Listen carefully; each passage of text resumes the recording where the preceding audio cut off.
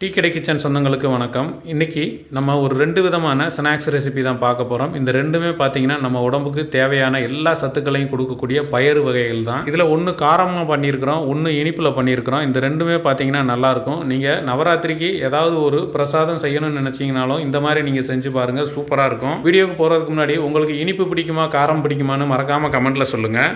வணக்கம். நீங்கள் நம்ம டீ கடை கிச்சனில் பூம்பருப்பு தான் பண்ண போகிறோம். அதுக்கு நம்ம இந்த மாதிரி ஒரு பவுல் எடுத்துகிட்டு இப்போ நம்ம சமையல் கடலைப்பருப்பு தான் எடுத்திருக்கோம். சமையல் கடலைப்பருப்பு ஒரு 250 கிராம் எடுத்திருக்கோம். அதாவது மெஷர்மெண்ட்டில் 1 கப் எடுத்திருக்கோம். இது நான் எதுவும் ஊற வைக்கலை. ஊற வைக்காமலே நம்ம இதை சூப்பராக நம்ம அவிச்சு எடுக்க போகிறோம்.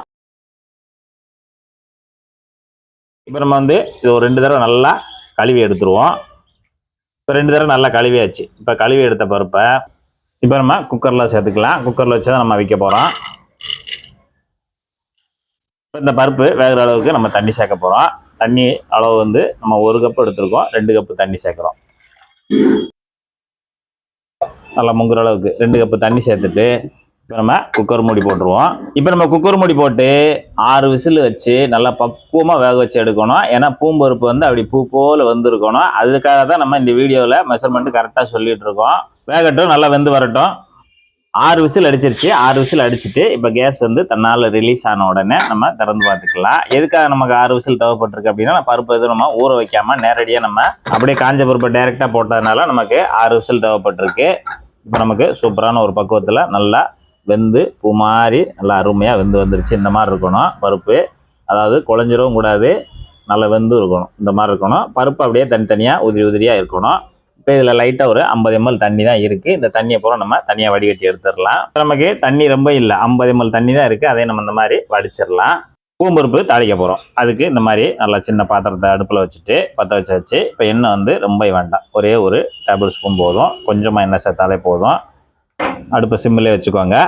ஒரு 1/2 டீஸ்பூனு கடுகு, அது நல்லா பொரிஞ்சு வரட்டும். இப்போ 1 டீஸ்பூனு உளுந்து. கடுகும் உளுந்தும் நல்லா பொரிஞ்சு வரட்டும். கடு உளுந்து நல்லா அந்த மாதிரி பொரிஞ்சு வந்த உடனே நம்ம இங்கே ஒரு 4-5 காஞ்ச மிளகா 2 கிள்ளி வச்சுருக்கோம். அதையும் நம்ம உள்ளே சேர்த்துடலாம். சேர்த்துட்டு 2 கொத்து கருவேப்பிலை அதையும் உருவிட்டு உள்ளே சேர்த்துடலாம். சேர்த்துட்டு லேசாக ஒரு பரட்டு, அவ்வளோதான். இந்த அளவுக்கு பரட்டிட்டு இப்போ நம்ம இங்கே பூம்பருப்பு தனியாக தண்ணியெல்லாம் வடித்து வச்சுருக்கோம்ல, அதை நம்ம உள்ளே சேர்த்துடலாம். அடுப்பு இந்த இடத்துல நமக்கு சிம்மிலே இருக்கட்டும், ஹை ஃப்ளேமில் வேண்டாம். அப்படியே தாளிப்பில் ஒரு பரட்டு. இப்போ நம்ம இந்த பூம்பருப்புக்கு தேவையான உப்பு பார்த்தீங்கன்னா ஒரு 1/4 டீஸ்பூன் மட்டும் மேலே நல்லா தூவி விடுங்க. இப்போ நம்ம உப்பு போட்டு நல்லா கலந்து கொடுத்துடலாம். மிதமான சூட்டில் மட்டும் கலந்து கொடுங்க. இப்போ நம்ம உப்பு போட்டு நல்லா கலந்து விட்டாச்சு. இந்த அளவுக்கு கலந்து விட்டுட்டு தேங்காய் துருவல் சும்மா ஒரு கைப்பிடி அளவு, இந்த அளவுக்கு மட்டும் லேசாக எடுத்து நல்லா பூ போல் துருவிட்டு சேர்த்துருங்க இந்த பூம்பருப்பில்.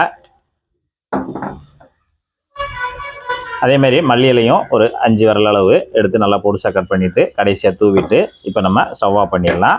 அவ்வளோதான், நமக்கு ஒரு சூப்பரான ஒரு எளிமையான முறையில் ஒரு பிரசாதம் ரெடி ஆயிடுச்சு, பூம்பருப்பு. இப்போ நம்ம 2வது பிரசாதத்துக்கு நம்ம இன்றைக்கி பாசி பயிறு தான் எடுத்திருக்கோம். பாசி பயிறு 250 கிராம் மெஷர்மெண்ட்டில் 1 கப் எடுத்திருக்கோம். இப்போ இந்த பவுலில் போட்டு நம்ம இது 2-3 தடவை அலசிக்கலாம். வெயிட்டில் 250 கிராம் மெஷர்மெண்ட்டில் 1 கப் எடுத்திருக்கோம். இப்போ நம்ம தண்ணியில் ஒரு 2 தடவை அலசிக்கிடலாம். இப்போ நல்லா கழுவியாச்சு. கழுவி எடுத்த பருப்பை குக்கரில் சேர்த்துக்கலாம்.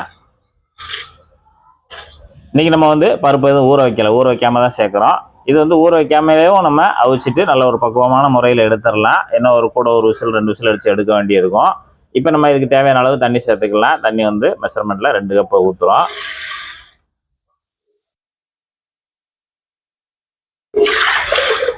சேர்த்தாச்சு. குக்கர் மூடி போட்டு ஒரு 6 விசில் வச்சு நல்லா வேக வச்சு எடுத்துக்கிறணும். பருப்பு குழஞ்சிடக்கூடாது, ஆனால் நல்லா வெந்திருக்கணும். அந்த அளவுக்கு நம்ம வேக வச்சுக்கணும். வேகட்டும், வெந்து வரட்டும். இப்போ 6 விசில் அடிச்சிருச்சு. 6 விசில் அடித்த உடனே கேஸ் தன்னால் ரிலீஸ் ஆன உடனே நம்ம திறந்து பார்த்துக்கலாம். அதாவது ஒவ்வொரு குக்கரும் ஒவ்வொரு மாதிரி விசில் அடிக்கும். அதனால் உங்கள் வீட்டு குக்கரு எந்த அளவுக்கு வேகுன்றதை நீங்கள் தான் செக் பண்ணி வச்சுக்கணும். இப்போ நமக்கு சூப்பராக வந்துருச்சு. பார்த்தீங்கன்னா இருந்துற தண்ணி பூரா கரெக்டாக 6 விசிலுக்கு சரியாக இருந்திருக்கு. நீங்கள் கொஞ்சம் எக்ஸ்ட்ரா தண்ணி வைக்கனாலும் வச்சுக்கலாம், இல்லைனா இதே அளவு வச்சாலும் கரெக்டாக இருக்கும். இப்போ நம்ம இது அப்படியே ஒரு பக்கம் இருக்கட்டும். அடுத்து அடுப்பில் இந்த மாதிரி சின்னதாக ஒரு கடாயை வச்சுட்டு அடுப்பத்தை வச்சு சட்டி சூடாகிட்டு இருக்கு. இங்கே வெல்லம் நம்ம ஒரு 100 கிராம் எடுத்துருக்கோம். 100 கிராம் வெல்லத்தை இதில் உள்ளே சேர்த்துடலாம். நல்லா பொடிசாக முனிக்கி வச்சுருக்கோம். இதில் தண்ணி பார்த்தீங்கன்னா ஒரே ஒரு டேபிள் ஸ்பூன் தண்ணி மட்டும் ஊற்றுங்க போதும். அடுப்பை மீடியத்தில் வச்சுட்டு இப்போ நம்ம அந்த வெல்லம் வந்து நல்லா கரைஞ்சி வரணும். நல்லா கரைஞ்சிட்டு ஒரு கொதி கொதிச்சு வரட்டும். இப்போ வெல்லம் கரைஞ்சி நல்லா ஒரு கொதி இந்த மாதிரி நுர கட்டி கொதிச்சு வந்துடணும். இப்போ நம்ம ஸ்டவ் ஆஃப் பண்ணிவிட்டு இது அப்படியே தனியாக இருக்கட்டும். அடுத்து அடுப்பில் இந்த மாதிரி கொஞ்சம் பெரிய பாத்திரத்தை வச்சுட்டு 1 டேபிள் ஸ்பூன் நெய் நல்லா உருகி வரட்டும். இப்போ நம்ம வந்து இந்த நெய்யை வந்து மிதமான சூட்டில் சூடாக்கிட்டு இப்போ ஏற்கனவே நம்ம இங்கே பருப்பு பாசி பயிரை வந்து நல்லா அவிச்சு வச்சுருக்கோம் பொழுன்னு. அதை அந்த நெய்யில் சேர்த்துடலாம். நம்ம எல்லாத்தையும் நெய்யில் சேர்த்துட்டு அப்படியே ஒரு கரண்டிட்ட புன்னம் போல் பிரட்டி கொடுங்க. அப்படியே உதிரி உதிரியாக புன்னம் போல் அந்த நெய்யிலே பிரட்டி கொடுங்க.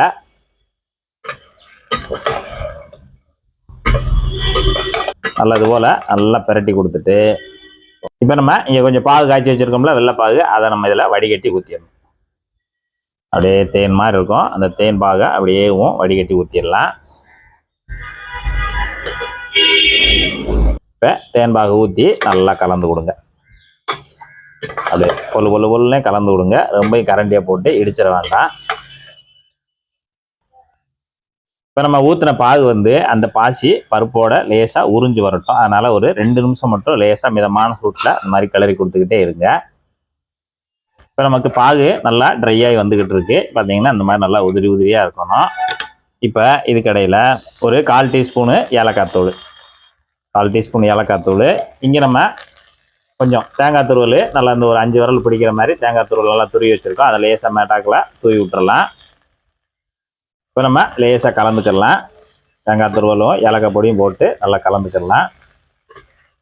இந்த மாதிரி தான் கலரணும் பொண்ணும் போல். அவ்வளோதான். இந்த அளவுக்கு கலந்து கொடுத்துட்டு இப்போ நம்ம ஸ்டவ் ஆஃப் பண்ணிடலாம். இன்றைக்கி நம்ம டீ கடை கிச்சனில் ஒரு காரப்பிரசாதம், ஒரு இனிப்பு பிரசாதம் சூப்பராக தயாராகிருக்கு. அது பார்த்தீங்கன்னா இப்போ இதை சாப்பிடவா இனிப்பை சாப்பிட்றலாம். இனிப்பை சாப்பிட்டு காரம் சாப்பிட்டா ரொம்ப சூப்பராக இருக்கும்.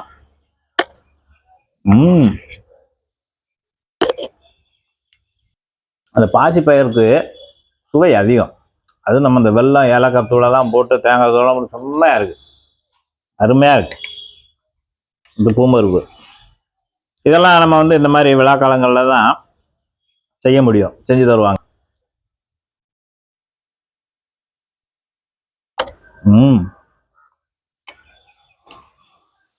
இந்த மாதிரி எல்லாம் சாப்பிட திகட்டாது. அந்த அளவுக்கு அருமையா இருக்கும், சூப்பரா இருக்கு. இதே மெத்தட்ல இதே போல நீங்களும் சூப்பரான ஒரு 2 பிரசாதத்தை நீங்க செய்து சாப்பிட்டு பார்த்துட்டு எப்படி வந்ததுன்றதை கமெண்ட்ல சொல்லுங்க. நன்றி, வணக்கம்.